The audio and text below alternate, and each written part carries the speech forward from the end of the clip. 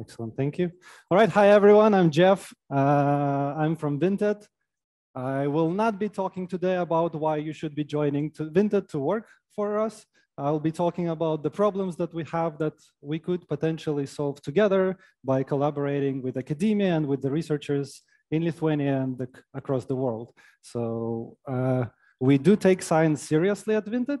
And maybe not yet, we're taking it completely seriously, but we are working towards being very serious about science. And that's reflected in the guest speakers that we invite to visit Vinted. So in the last year, we had 11 speakers from all across the world, from research organizations like Cambridge, Stanford, Carnegie Mellon University, who talk about statistics, they talk about operations research, and they talk about deep learning, et cetera, et cetera. You can connect with me on LinkedIn if you have any further questions or chat with me after the talk. Now, the talk today is the 3 research directions inspired by complex system, and I'll talk about Vinted as a complex system. And the research directions that I'll be talking about, they don't apply just to Vinted, but they apply to other areas as well, right? Science is everywhere the same, and the models that we develop generalize across different applications. Now, agenda for today is I'll introduce who I am because I'm quite new to the Lithuanian scientific community. I'll talk about Vinted as a complex system, and I'll outline the 3 research directions. But these are not only 3 research directions, there are far more. I will just not touch upon all of them today. Now, I will use a lot of citations from scientific literature. So if you do want to look at the scientific literature, please go to the QR code, or I've created a GitHub repo where you could just find it all after the talk. You don't need to take any pictures during the talk because everything will be online. Right, so who am I? I'm Jeff, and I did my master's in applied mathematics, and I worked on exoplanets validation, not detection. And that led to a publication in the Royal Astronomy Journal, and we discovered 50 new exoplanets, which is kind of cool. Then I worked on a PhD in medical imaging, and there I worked with histology.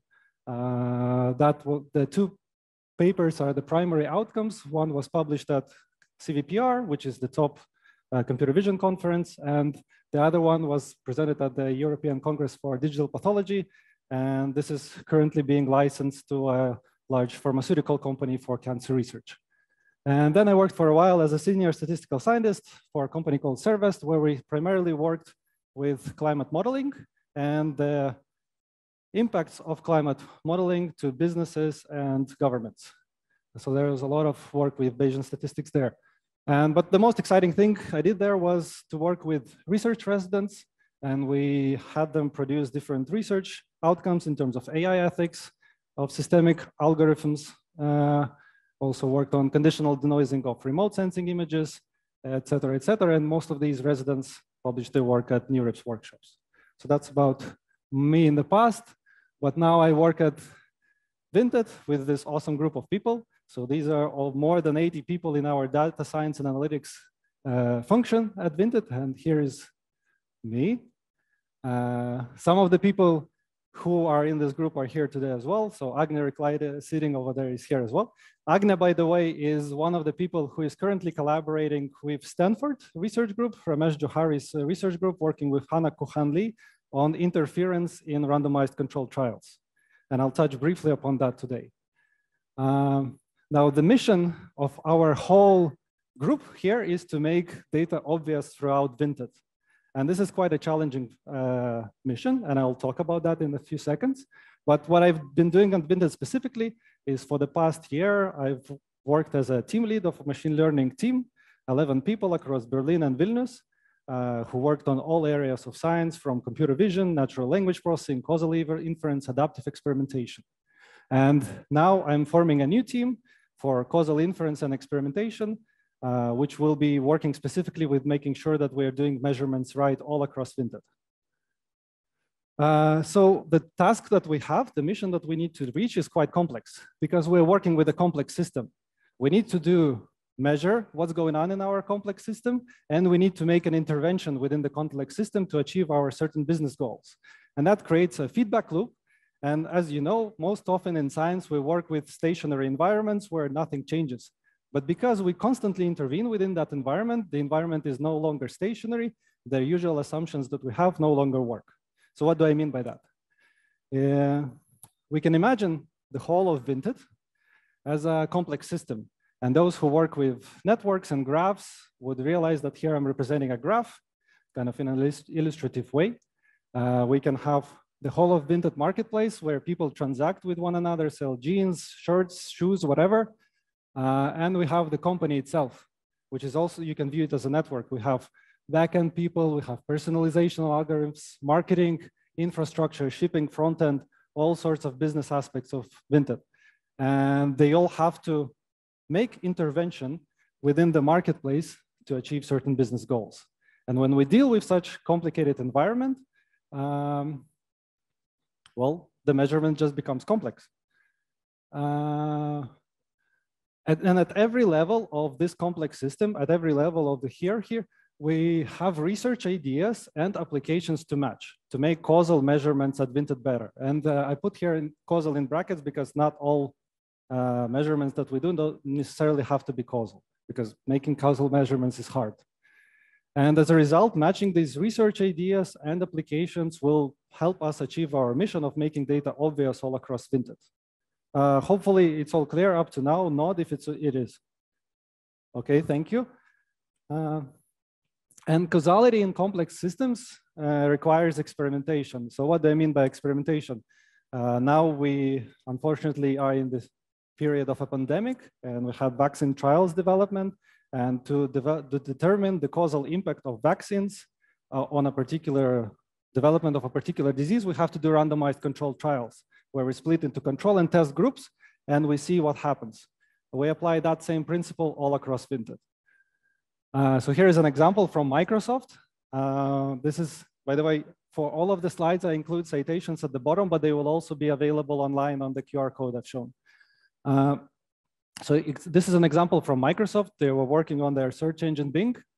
And in 2012, an engineer had an idea of how about if I take this text at the bottom and I add it to the main link, what's going to change?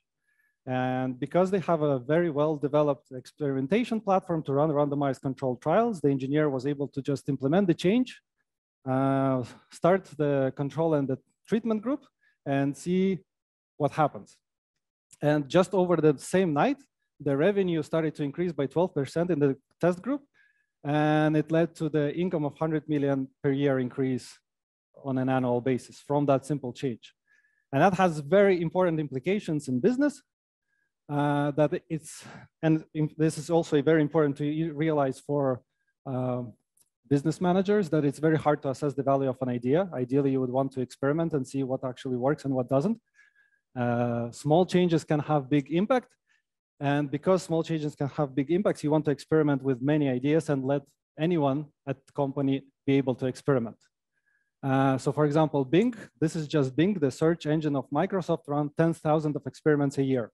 The same number applies to companies like Booking, Google, Netflix is very famous for their experimentation research. Same applies to, I don't know, any tech company you think of, they all do experimentation. And this is becoming widely adopted, not just within tech companies, but also at industrial companies like Vista or Whirlpool just recently hired a very senior experimentation person. And they, by the way, work with washing machines. So they are experimenting with washing machines, what works with their clients, what doesn't. And the most important thing for us who develop these tools is that overhead of running an experiment must be close to zero. Like all of the stats should not be the concern of people within the company. They should not worry about the stats. And what are the stats of experimentation? It's quite simple, statistics 101. We have two distributions, or we have observed some data and we want to compare if it comes from the same distribution or not. And for example, we compare the two means or some other statistic. So usually what we do, the classic hypothesis testing, is we compute the minimal detectable effect, then we determine the sample size, and then we wait until we accumulate all of the sample size to then test the hypothesis. This is what usually people do, and unfortunately that does not work. Why does not work? This is an actual conversation with the product manager at Vinted. So I've read a post about a specific feature that is being developed, and I've asked, and they wrote there things like no statistically significant results yet, and we'll share the results while they'll be statistically significant. So you can already see that there is a significant problem with this phrasing, that we wait until something becomes statistically significant and then we report the result. With the simple hypothesis testing, this does not work like that. We have to wait until we observe the sample size we've previously determined. Because this is what happens, because the p-value will fluctuate, it will go up, it will go down, and that significantly escalates the false positive rate across the experiment.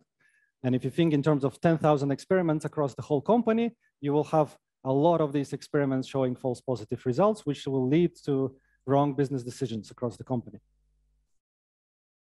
And most often, people view this as a trade-off between scientific validity and business needs.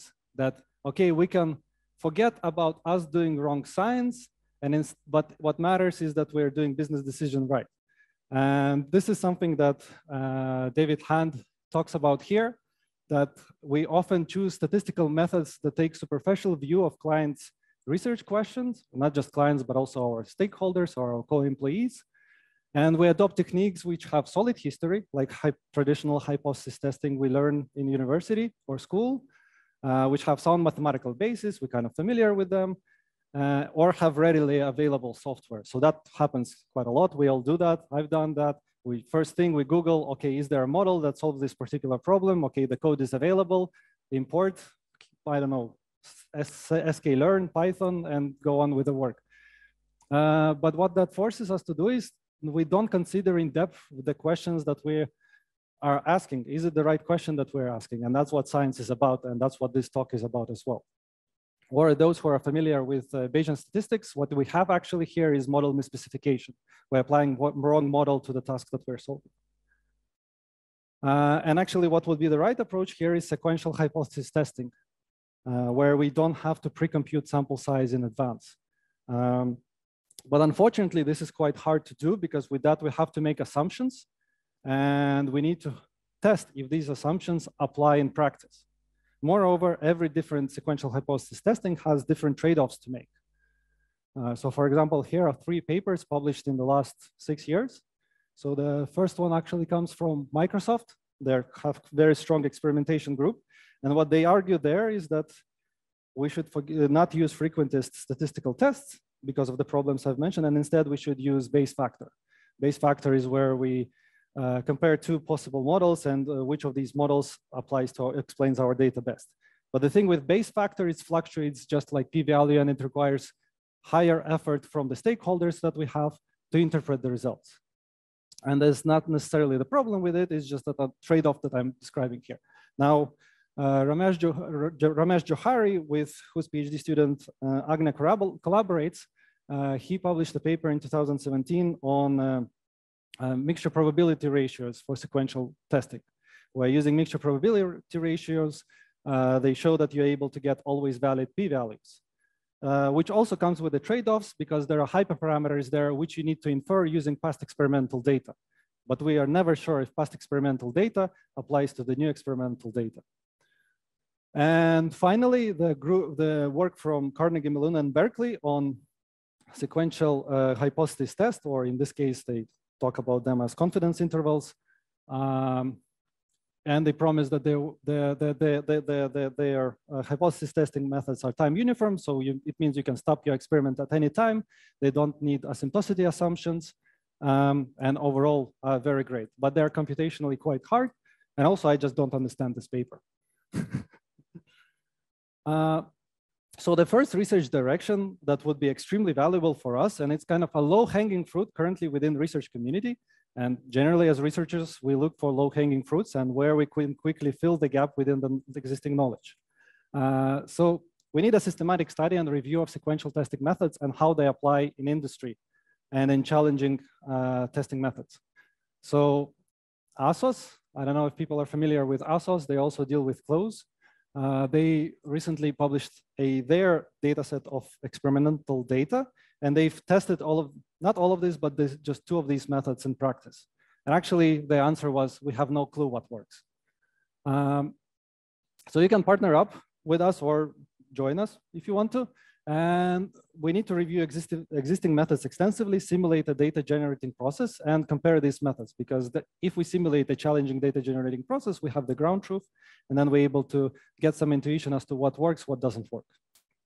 So that's one method, and we can write it up and present at MIT Code or any other major ML or stats conference.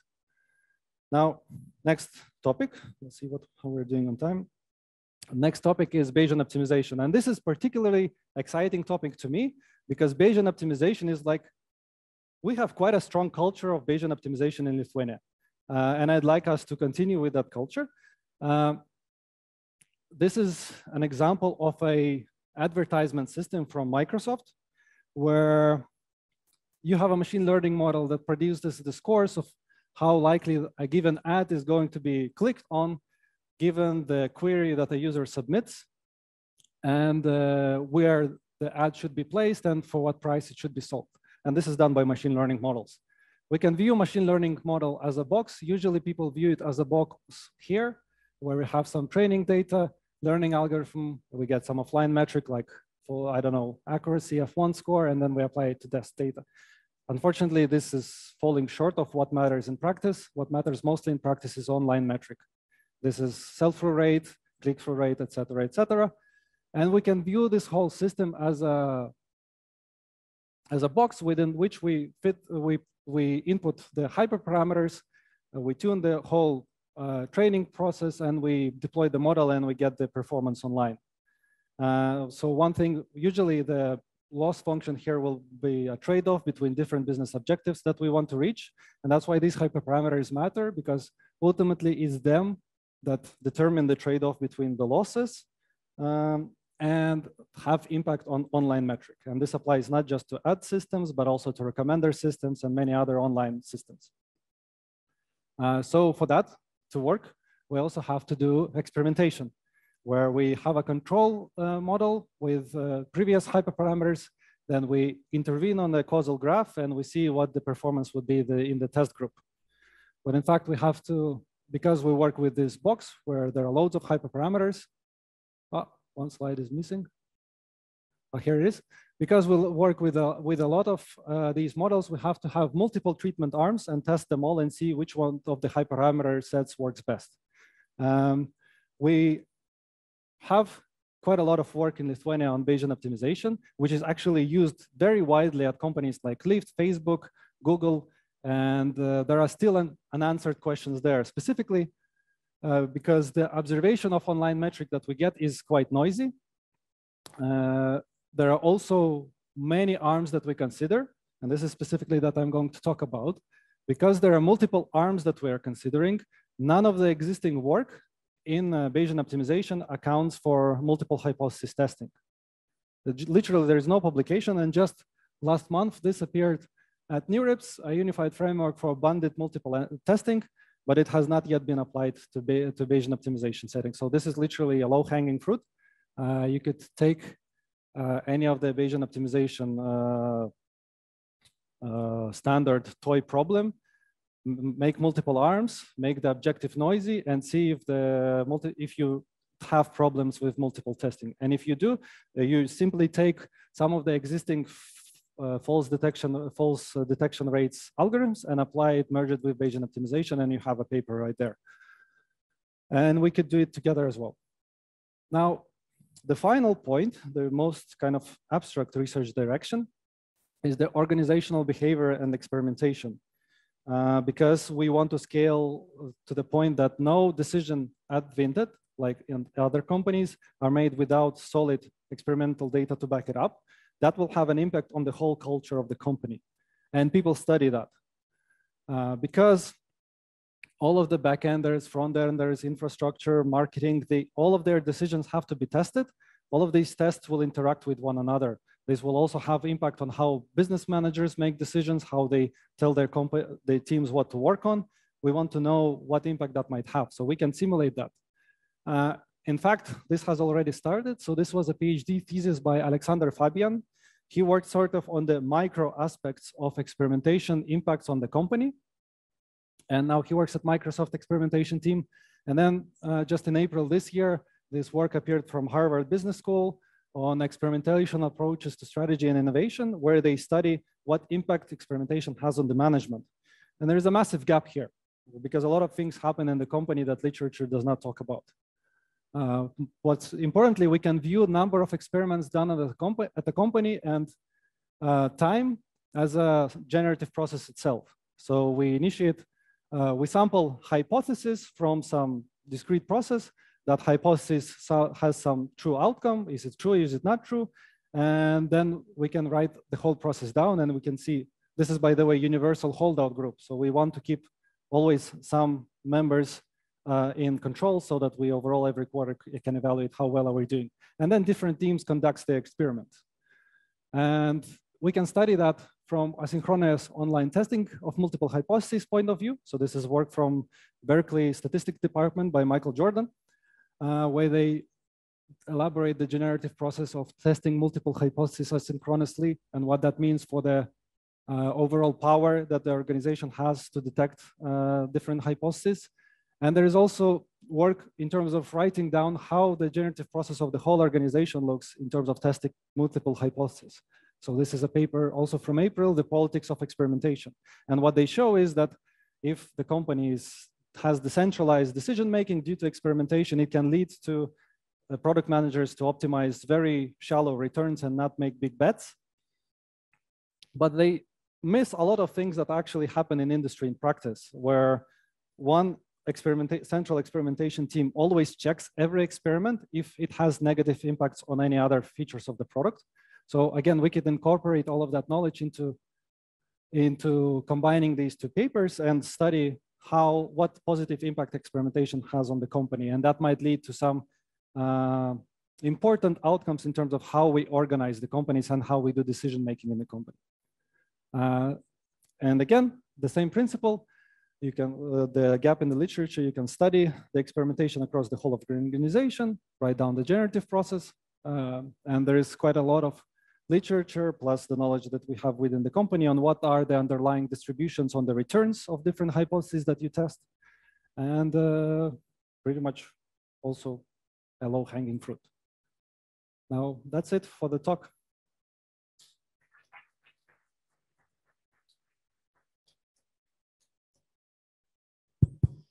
So, do you have questions? Thanks, Jeff, for nice presentation. So, Q&A time.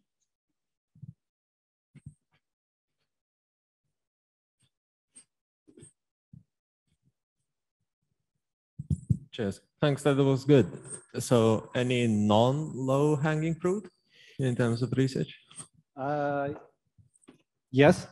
So non-low hanging fruits will be variance reduction methods, where you use pre-experimental data and post-experimental data, and then you try to reduce the variance of the uplift you observe using pre-experimental data. So there are quite a few methods published there, but my intuition that the problem would be actually quite harder to find the methods that will generalize across all different settings. That's just a speculation. And there are more complicated problems now. For example, in Europe, we have GDPR, and GDPR will have impacts on how we compute certain uplift metrics, where you don't want to. So one of the principles is that you don't hold all of the data. And then the question is, okay, if you don't hold all of the data, how do you determine the treatment effect without holding that data at hand?